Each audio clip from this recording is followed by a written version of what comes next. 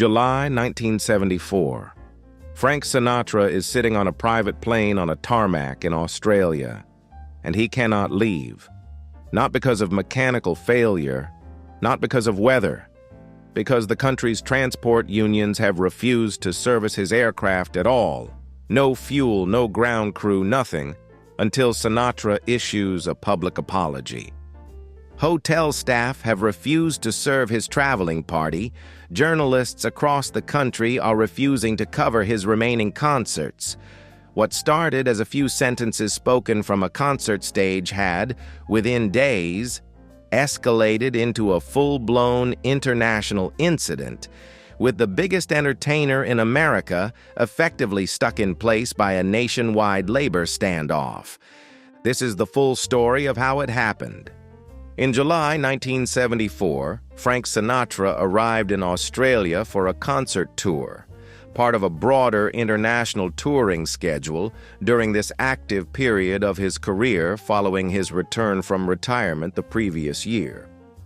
Australian audiences were highly anticipating the shows, given Sinatra's status as one of the biggest entertainment figures in the world. As was typical for major celebrity tours of this scale, Sinatra's arrival and performances drew significant media attention from Australian press outlets, with journalists covering the tour extensively for local newspapers and broadcast outlets. During a performance in Sydney, Sinatra addressed the assembled press covering his tour directly from the stage, making a series of sharply critical remarks about journalists, describing them in harsh and dismissive terms in front of the live audience. These comments were quickly reported by the Australian press covering the event. The remarks were widely perceived by Australian media as a direct public insult to the journalism profession as a whole, not simply a comment about specific individuals. This distinction mattered significantly for what happened next, as it shaped the response not just from journalists, but from broader Australian labor organizations who viewed the comments as an attack on workers. In the days following Sinatra's remarks, the response escalated well beyond typical press criticism. Australian trade unions representing transport, hospitality, and other service industries began organizing a coordinated boycott of services for Sinatra and his touring party in solidarity with the journalists who had been criticized. This included transport unions refusing to refuel or service Sinatra's private aircraft, effectively preventing him from departing the country as originally planned. Hotel and service unions also joined the boycott, refusing to provide services to Sinatra's traveling party during the standoff. The situation received extensive international news coverage, given the unusual scale of the labor action and the fact that it directly affected one of the world's most famous entertainers, leaving him unable to simply leave the country as the dispute continued. The dispute continued for several tense days, with negotiations taking place between representatives for Sinatra and Australian union leadership to resolve the boycott.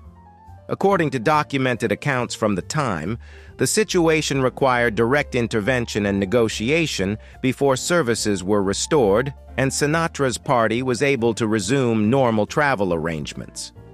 The crisis was eventually resolved through a negotiated statement addressing the situation, allowing normal operations to resume and Sinatra's tour and travel plans to proceed.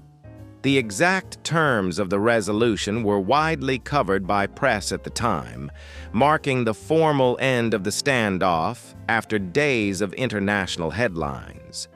The 1974 Australian tour crisis stands as one of the most extreme, fully documented examples of the tension that could exist between Sinatra and the press throughout his career.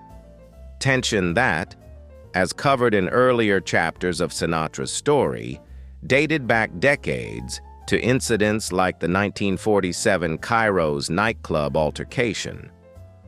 What made the Australian incident unique was the scale of the institutional response. This wasn't a single confrontation or a lawsuit. It involved organized labor unions across an entire country coordinating action in response to comments made from a concert stage, demonstrating just how significantly Sinatra's words could carry consequences well beyond the entertainment pages. For journalists and media historians, the incident has since been cited as a notable case study in celebrity press relations, illustrating how quickly a public figure's comments about the media could escalate into broader institutional and international consequences during this era. A few sentences from a concert stage: a nationwide labor boycott, a private jet stuck on a tarmac with nowhere to go. The 1974 Australian tour crisis remains one of the most dramatic, fully documented collisions between Frank Sinatra and the press throughout his entire career, recorded in real time by international news coverage as it unfolded. In our next episode, we'll cover another single, defining moment in Sinatra's remarkable life. If you're enjoying these deep dives into real, documented events from classic Hollywood history, subscribe. There's a lot more still to uncover.